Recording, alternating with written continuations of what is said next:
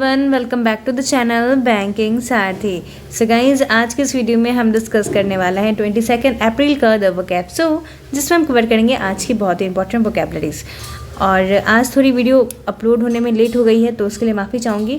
और आप ये देख पा रहे हो कि ये जितने भी वर्ड्स हैं आपके द हिंदी वोकैब से आते हैं, और जब आप मॉक लगाते होगे तो आपको ये महसूस होता होगा कि ये सारे वर्ड्स का यूज़ कितना ज़्यादा हो रहा है। और एग्ज़ाम में भी आप महसूस करोगे कि ये सारे वर्ड्स का बहुत यूज़ होता है, चाहे आप प्रीवियस ईयर पेपर ही देख लो तो आपको ये चीज़ रियलाइज़ हो जाएगी। तो चलिए अब किसी देरी के बिना वीडियो को हम स्टार्ट करते हैं।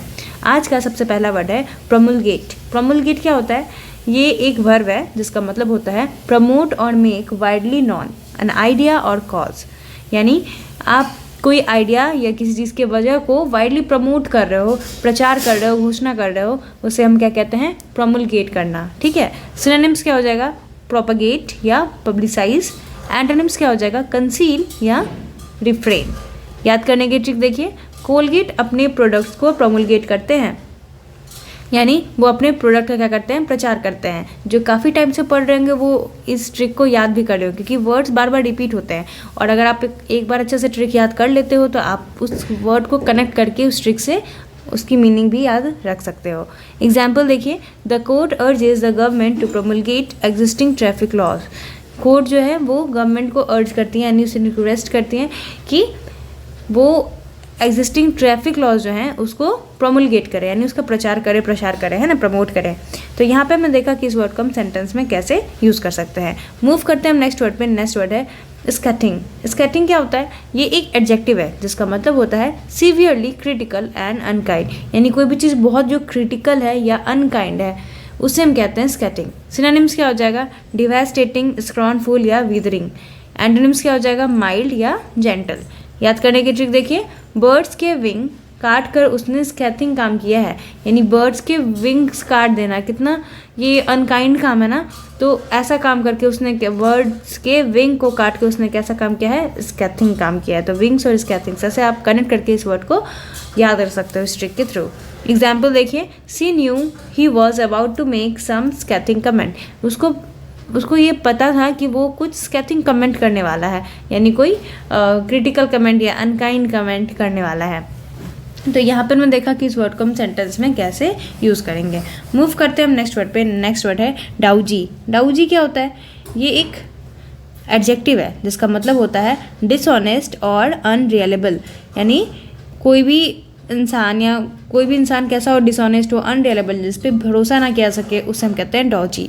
सिनोनिम्स क्या हो जाएगा? क्रूड या डिसाइडफुल। एंटोनिम्स क्या हो जाएगा? ऑनेस्ट या रेप्यूटेबल। याद करने की ट्रिक देखिए, फौजी अपने कंट्री के प्रति कभी डॉजी नहीं होते। तो फौजी जो है वो हमेशा अपने कंट्री के प्रति क्या होते हैं? ऑनेस्ट होते हैं, कभी भी वो डॉजी नहीं होते, यानी कि डिसऑनेस्ट या अनरियलेबल नहीं होते। तो इस ट्रिक से आपको ये वर्ड याद रहेगी। और ये काफ़ी कॉमन वर्ड है, ये बहुत ज़्यादा यूज़ होता है एग्जाम्स में भी और मॉक्स में भी आपने देखा होगा।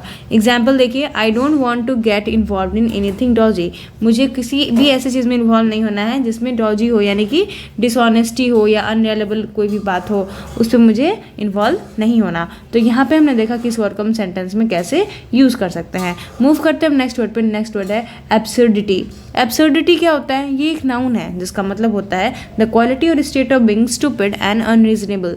यानी ऐसी क्वालिटी होना या ऐसा स्टेट होना जिसमें लोग कैसे बिहेव करते हैं? स्टूपिड या अनरीजनेबल होते हैं। ठीक है। जब उनकी बातों का कोई मतलब अच्छा मतलब नहीं निकल रहा होता, स्टूपिड सी बात होती है। सिनोनिम्स क्या हो जाएगा? रेडिकुलस या फॉली। एंटोनिम्स क्या हो जाएगा? रीजनेबलनेस या सेंस। जब आपकी बातें कोई सेंस बनाती है, ये एंटोनिम्स हो गया। ट्रिक देखिए, एग्जाम के दिन एब्सेंट होना एब्सर्डिटी है। एग्जाम के दिन एब्सेंट होना ये कौन सी अच्छी बात है? ये तो एकदम स्टूपिड वाली बात हो गई, है ना। तो एग्जाम के दिन एब्सेंट होना एब्सर्डिटी है। तो इस ट्रिक से आपको वर्ड याद रहेगी। एग्जाम्पल देखिए, to believe that the earth is flat is an absurd. यानी ये मान लेना कि अर्थ फ्लैट है जबकि है नहीं। ये मान लेना कि अर्थ फ्लैट है, ये कैसी बात हो गई, ये तो स्टूपिड वाली बात हो गई, अनरीजनेबल बात हो गई, है ना। तो यहाँ पे हमने देखा कि इस वर्ड को हम सेंटेंस में कैसे यूज़ कर सकते हैं। मूव करते हैं हम नेक्स्ट वर्ड पे। नेक्स्ट वर्ड है लिम्ब बैक। लिम्ब बैक क्या होता है? ये एक फ्रेजल वर्ब है जिसका मतलब होता है टू प्रोसीड स्लोली और विद डिफिकल्टी। यानी आप कोई काम बहुत धीरे धीरे कर रहे हो या बहुत डिफिकल्टी के साथ कोई काम कर रहे हो, उससे हम कहते हैं लिम्ब बैक करना। सिनोनिम्स क्या हो जाएगा? फ्लॉपी या रिलैक्स्ड। याद करने की ट्रिक देखिए, एक्सीडेंट में लिम्ब ब्रेक हो जाने पर वो लिम्ब बैक करने लगा। यानी एक्सीडेंट में जब उसके लिम्ब ब्रेक हो गए उसके बॉडी के, तो वो लिम्ब बैक करने लगा, यानी वो बहुत स्लो चलने लगा, बहुत डिफिकल्टी के साथ चलने लगा। एग्जाम्पल देखिए, the damage ship limped back to port. जो शिप डैमेज हो गई थी वो बहुत ही स्लोली पोर्ट की तरफ प्रोसीड किया।